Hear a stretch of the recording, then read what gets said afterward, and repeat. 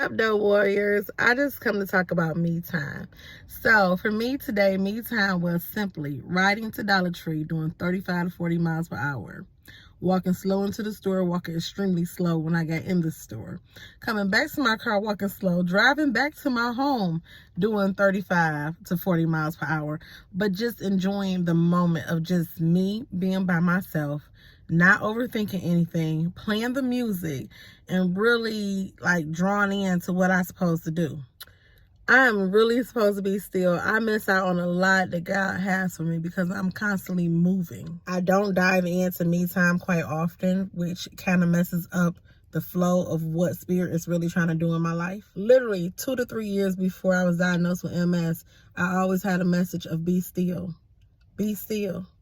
Literally a verbal message of be still. It was so audio. I wasn't still, and I'm still battling with being still.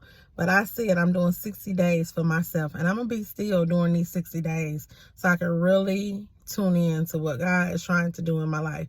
Because, baby, I see Spirit moving, but I'm constantly moving too, and I got to be still. So I come to encourage somebody today to be still. Like, just because you have a chronic illness, just because you might have MS, remember there is always purpose in everything. So even though I'm diagnosed with this thing, I'm like, God, it's purpose. Come on, bring it to the surface. I need to go ahead and let everybody know, guess what? You can still live a bold life. You can still do what you want. I know people always say that others count them out, but the reality is some people never counted you in.